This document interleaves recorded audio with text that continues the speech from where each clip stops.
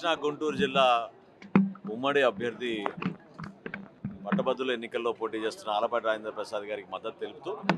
ఈ రోజున జనసేన పార్టీ నాయకత్వం ఈ రెండు ప్రధానమైన జిల్లాల నుంచి అందరం కలిసికట్టుగా చక్కటి కార్యక్రమం విజయవాడలో ఏర్పాటు చేసుకొని రాబోయే రోజుల్లో మా పార్టీ అధ్యక్షులు పవన్ కళ్యాణ్ గారి ఆదేశాల మేరకు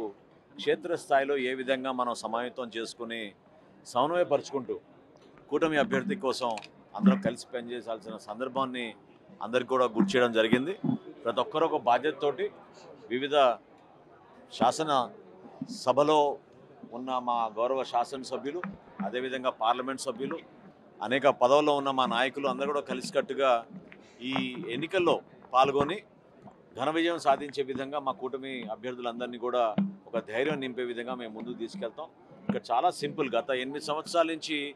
కష్టాలు ఎదుర్కొంటూ ప్రభుత్వంలో మేము చేసిన అనేక సంక్షేమ కార్యక్రమాలు, అభివృద్ధి కార్యక్రమాలు వివరించుకోవాల్సిన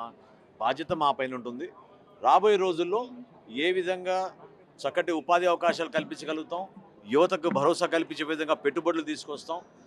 ముఖ్యమంత్రి గారు చంద్రబాబు నాయుడు గారు, అదేవిధంగా ఉప ముఖ్యమంత్రి గారు పవన్ కళ్యాణ్ గారు ఒక మంచి ప్రణాళికతోటి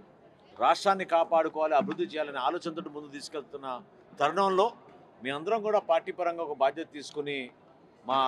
కూటమి అభ్యర్థుల్ని తూర్పుగోదావరి జిల్లా, పశ్చిమ గోదావరి జిల్లా నుంచి రాజశేఖరం గారిని, అదేవిధంగా కృష్ణా జిల్లా, గుంటూరు జిల్లా నుంచి ఆలపాటి రాజేంద్ర ప్రసాద్ గారి విజయం కోసం ఈ సభలు నిర్వహించుకున్నాం. రేపటి రోజు నుంచి ప్రతి నియోజకవర్గాల్లో కూడా ఈ కార్యక్రమాలు చేసి గెలుపు సాధిస్తాం.